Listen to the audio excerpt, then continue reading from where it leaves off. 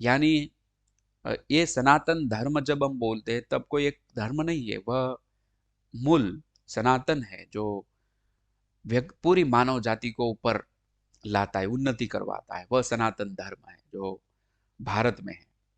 सनातन संस्कृति की रक्षा, जो सनातन संस्कृति है उसकी रक्षा करनी चाहिए, पोषण एवं संवर्धन करने का कार्य करना चाहिए।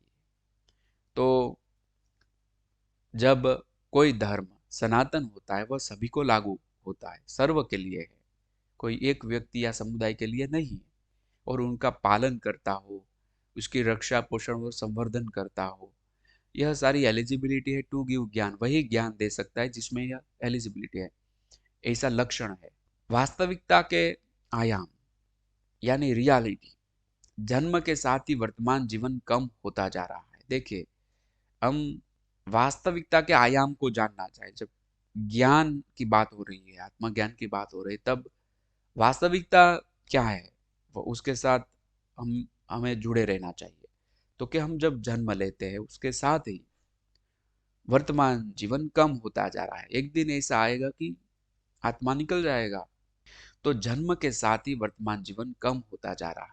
बुद्धि के साथ नए जीवन का कर्म भी चार्ज होता जाता है।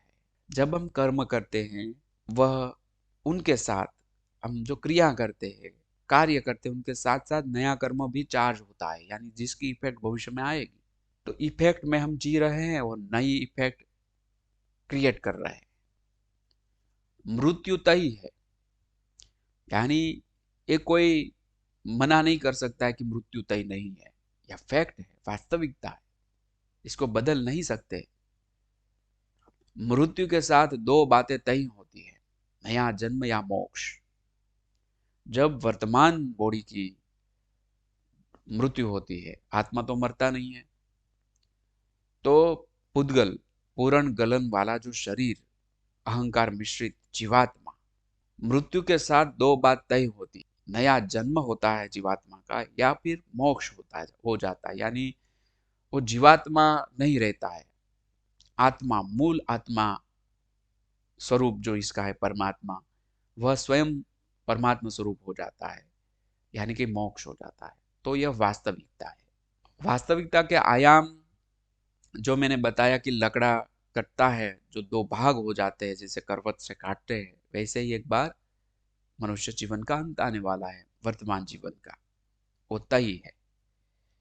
यह एक इमेज दिखाई जिसमें वो कटर से लकड़ा काट रहे कोई व्यक्ति, तो दो भाग हो गया।